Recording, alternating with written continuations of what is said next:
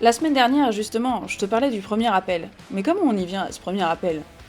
Parce que t'as envoyé ton CV. Justement, aujourd'hui, je t'explique tout ce qu'il faut mettre dans ton CV pour déclencher cet appel surprise. Le but, c'est qu'à l'issue de cette vidéo, tu saches exactement quoi garder et quoi enlever de ton CV pour qu'il soit le plus clair possible, le plus attractif pour le recruteur. Première chose, on enlève tout ce qui est en trop. Tout ce qui n'a rien à voir avec ta candidature, tout ce qui est là pour faire beau. Alors, les jolis astérisques, les arabesques à droite à gauche, les couleurs dans tous les sens, non, stop. Sauf si tu es dans un métier très créatif ou très design, bien évidemment. Mais sinon, le but, c'est que ce soit lisible. Donc, va au but, à la simplicité. Le but, c'est vraiment qu'on puisse lire rapidement ton CV. On s'en moque qu'il y ait des étoiles partout ou des couleurs dans tous les sens, du gras, de l'italique, du violet, du bleu, du noir, du rouge. On s'en fout. L'idée, c'est vraiment que ce soit lisible et clair. J'imagine qu'on t'a déjà dit de mettre toutes tes expériences dans ton CV. C'est faux. Moi, ce que je conseille, c'est d'avoir ton CV à toi global sur 3-4 pages si tu as beaucoup d'expérience, s'il faut, mais par contre, tu l'adaptes en fonction de chaque poste. Donc, c'est-à-dire que 3 pages, c'est l'intégralité de tes expériences, mais pour chaque poste sur lequel tu envoies ton CV, il faut qu'il n'y ait qu'une page. Tu gardes les quelques expériences précises et tu notes le reste pour plus tard et tu mets voilà expériences diverses si besoin entre telle et telle année par exemple. Mais voilà, focus ton CV sur le poste pour lequel tu envoies le CV justement. Arrivé à un certain moment, si tu veux être manager et que tu as 45 ans, le job d'été que tu as fait à tes 14 ans, ça n'a plus lieu d'être. Clairement, autant l'enlever. Ton CV doit pas juste raconter globalement tout ce que tu as fait dans ta vie, il doit exprimer pourquoi tu es la bonne personne pour ce poste-là. Donc fais des choix, fais les bons choix, et justement axe ton CV sur le poste qui t'intéresse, le poste pour lequel tu envoies le CV justement. Un grand classique, je pense que je suis pas la première à te le dire, mais le titre, mais pas recherche d'emploi, mais pas jeune diplômé. Voilà, non, mais vraiment le titre du poste que tu vises. Si c'est un poste général que tu veux, si tu postes juste ton CV sur une annonce ou un job board par exemple, et ben dans ces cas-là, mets le poste que tu vises idéalement.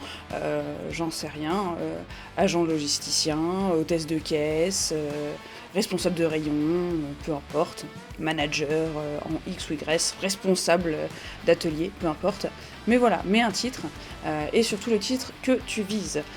Pas le métier que tu as déjà fait, celui que tu as déjà fait dans ta vie.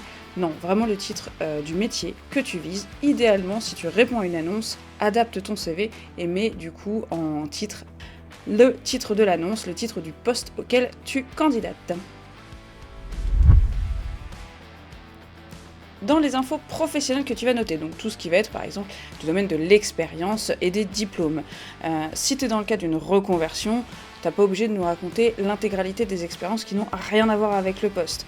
Pareil, si t'es jeune diplômé, on s'en fout des compétences que t'as pu acquérir quand t'as 15 ans, t'as aidé papy à repeindre ses volets, ça c'est pas le sujet. Par contre, si en parallèle de tes études, t'as eu un petit boulot, tu travaillais tous les week-ends, tous les soirs, etc., là c'est intéressant, ça montre quelque chose. Mais sinon, si c'est juste ah bah oui, j'ai fait par-ci par-là, j'ai été délégué de classe, on s'en fout.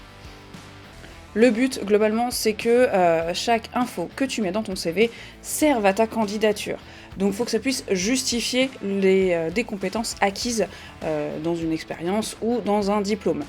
Si par exemple il y a absolument besoin d'un bac+3 pour un poste, s'il y a absolument besoin d'un BTS pour le poste que tu vises, note-le, tu l'as le BTS. Par contre, si tu as décidé de faire un doctorat en biochimie à côté, c'est bien, mais mets en avant le BTS plutôt. Pareil, dans tes expériences, ton stage de 3e, arrivé 40 ans, peut-être qu'on s'en fout. Et même déjà à 20 ans, c'est plus tellement le sujet.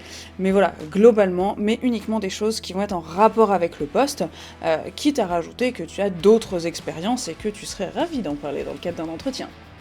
Et alors, sur les expériences justement que tu mentionnais qu'il faut garder, reste pas générique.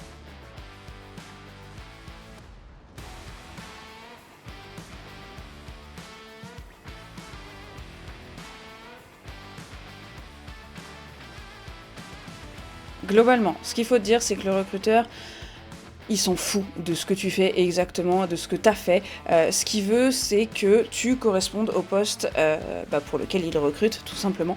Donc, il faut que tu prouves que tu es le bon candidat, que tu démontres que tu as atteint les résultats qui te permettent d'être un bon candidat pour le poste pour lequel vous discutez et pour lequel il a ton CV entre les mains. Si t'as pas les expériences nécessaires, c'est pas forcément grave. Hésite pas à postuler quand même, du moment que voilà, t'as possibilité de prouver encore une fois que tu coches les cases. Si c'est un poste que t'as jamais fait, tu peux tout à fait postuler. Montre par exemple que si on demande de l'organisation, je sais pas, t'as participé justement à mettre en place un mode d'organisation dans un précédent entreprise, dans un précédent job, par exemple. Les jauges, un grand classique sur les CV, et personnellement j'en ai jusque-là, j'en ai ras le bol de ces jauges et de ces taux qu'ils ne veulent absolument rien dire, si ce n'est faire joli justement sur un CV, mais du coup qu'un recruteur peut avoir tendance à écarter. Parler anglais par exemple, c'est bien, d'avoir 4 étoiles sur 5 en anglais, ça veut dire quoi ? T'es capable d'aller demander ta bière au pub du coin, mais pas de tenir une réunion, par exemple ? Voilà, l'idée c'est de se dire, l'anglais par exemple, si t'as une certification, ça c'est le top, par exemple, mais encore une fois, c'est de montrer en quoi t'as les bonnes compétences. Donc pour rester dans l'exemple de l'anglais, par exemple, ça va être un anglais courant, un anglais professionnel, et là tu l'illustres justement dans une expérience où tu as pu pratiquer l'anglais, par exemple, dans le cadre de d'un métier précédent. Pareil, si c'est sur l'utilisation d'un logiciel, on est exactement sur le même principe. L'idée, c'est pas de dire j'en sais rien, 3 sur 5 sur Outlook. Ouais, ça veut dire quoi ? Tu sais envoyer un mail, mais pas planifier une réunion ? C'est quoi exactement ? Encore une fois, justifie utilisation quotidienne dans une expérience X ou Y. Voilà. Encore une fois, chaque élément doit être justifié. Ou alors, simplement, tu mets logiciel maîtrisé, et tu listes. Langue parlée, et tu listes. Et là, justement, quand le recruteur aura envie d'en savoir plus, là, tu pourras détailler. Mais s'il te plaît, arrête avec les jauges, les pourcentages, et les couleurs dans tous les sens pour tout ce qui est, justement, des logiciels et des langues, notamment. Pour tout ce qui est des adjectifs un petit peu bateaux, dynamique, professionnel, polyvalent, encore une fois, ça sert à rien, tu vas pas dire je suis lent, je suis pas motivé, non. Sois honnête, tout le monde va dire qu'il est dynamique, donc ne le mets pas, c'est encore ce qu'il y a de mieux. Surtout que, je vais t'expliquer les choses clairement, encore une fois, chaque chose doit être justifiable. Donc si tu dis que tu es dynamique, prépare-toi à ce que le recruteur te demande de démontrer par une expérience précédente que tu as fait preuve de dynamisme. Si tu es organisé, c'est exactement le même principe. Prouve que tu fais preuve d'une certaine rigueur et d'une certaine organisation. Donc, chaque adjectif que tu mets doit être justifié et justifiable. Attention aux éléments que tu donnes. Pour rester dans les choses à trier, petit point sur les données personnelles et tout ce qu'on va avoir de choses qui peuvent être discriminantes, puisqu'il y a énormément de choses qui peuvent justement mener ta candidature à la corbeille, alors qu'on pourrait clairement l'éviter. Et oui, ton CV n'est pas ta fiche d'identité, donc il y a plein d'informations qui n'ont absolument rien à faire là. Typiquement, quand on te demande ta localisation, mais pas ton adresse détaillée, on s'en fout. Dégage-moi l'adresse exacte, le numéro de rue, la rue en elle-même. La ville, ça suffit amplement. Donne pas d'éléments qui permettent justement de te discriminer d'un point de vue géographique, alors qu'il n'y a pas besoin. Ta date de naissance. Pour ça, la discrimination liée à l'âge, c'est un grand classique. Pourquoi tu la mets ? Il n'y a absolument pas besoin que le recruteur sache que tu as 20 ou 50 ans, peu importe. Au pire, il a les années auxquelles tu as passé tes diplômes et il a moyen de calculer s'il en a envie. Ne donne pas le moyen de te faire discriminer. Pareil pour si tu es marié ou célibataire, si tu as des enfants ou non, ça n'a absolument aucun rapport avec le poste. Donc ça n'a rien à faire sur ton CV. Si par exemple le recruteur a besoin de quelqu'un qui est disponible en soirée, si tu dis que tu as 2 enfants à charge, potentiellement il va t'écarter. Alors que peut-être que toi, tes enfants, ils sont complètement gardés par leurs autres parents par exemple, ou autrement, et que ça ne joue absolument pas sur ta capacité à travailler en soirée. Donc ne le mets pas, c'est un critère discriminant qui n'a rien à faire sur ton CV. Justement, n'en parle pas. La photo, je la mets ou je la mets pas. Ça, c'est un grand classique, un grand questionnement.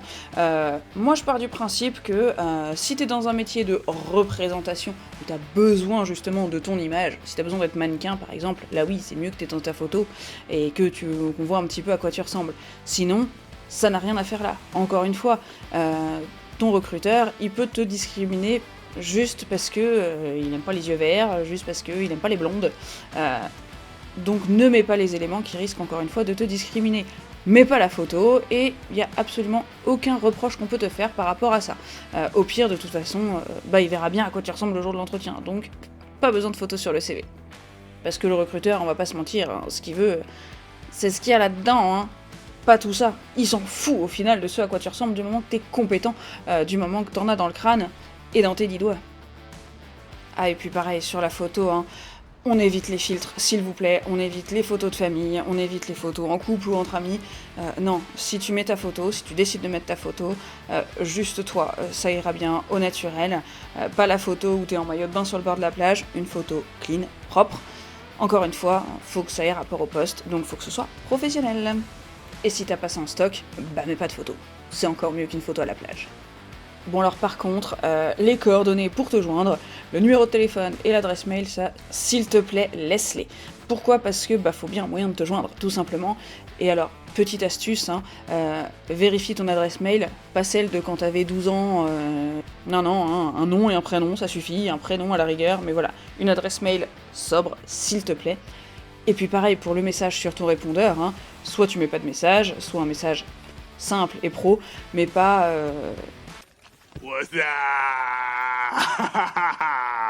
Non.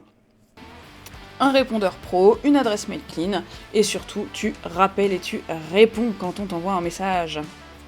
Enfin, globalement, hein, sur les infos perso, tout ce qui n'a pas rapport avec le métier, tout ce qui n'a pas rapport avec un poste, n'a absolument rien à faire sur ton CV.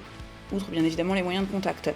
Mais sinon, voilà, ton statut matrimonial, ton adresse, ton lieu de naissance, ta date de naissance, ça n'a rien à faire sur un CV. Donc ça, poubelle. Tu gardes ça pour toi et ça n'a rien à faire dans une discussion non plus. Donc dans tous les cas, c'est discriminant. On oublie ces informations-là et puis ça roule. En tout cas, ne donne pas le bâton pour te faire battre et évite toutes les informations qui risquent justement de te porter préjudice, parce que ça a beau être interdit, hein, il y en a quand même qui discriminent, donc évitons de donner les éléments. Et alors pourquoi faut s'embêter avec le CV là ? Tu pourrais te dire, le recruteur justement, son métier c'est de décoder un peu le CV, hein, donc à un moment il pourrait creuser un peu et puis on verra plus tard, c'est quand même pas à moi de pré-mâcher son travail. Ouais, mais ce qu'il faut savoir, c'est que le recruteur, il a pas rassuré non plus. Lui aussi, il faut qu'il justifie justement les personnes qu'il rencontre, les personnes qu'il appelle. Lui aussi, il a peur pour son job finalement, hein, puisqu'il faut qu'il trouve la bonne personne. Tu sais combien ça coûte un recrutement raté ? C'est des milliers d'euros. Donc, chaque mauvaise décision qu'il prend peut être très lourde pour lui, pour son poste et sa carrière. Donc justement, rassure-le et fais en sorte que s'il te rencontre, s'il t'appelle, t'es déjà passé plein de barrières et lui se dise « je sais que c'est le bon candidat et j'ai pas besoin de craindre quoi que ce soit ». Donc il a coché ne serait-ce que la moitié des cases, c'est bon, je le vois, c'est cool, j'ai pas besoin d'avoir peur. Oui, parce qu'on va pas se mentir, le recruteur il est feignant, hein. Donc si tu lui donnes toutes les infos, qu'il peut les trouver en 2 secondes, il sait comment t'appeler, il sait si t'as obtenu les bons résultats, il est rassuré, il se sent bien, donc il t'appelle.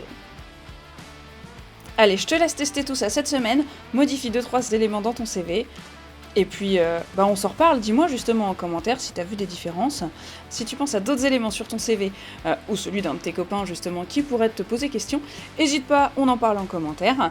Merci d'avoir regardé cette vidéo, oublie pas, on s'abonne pour la semaine prochaine, et toutes les autres pour avoir plein de nouveaux conseils. À la semaine prochaine!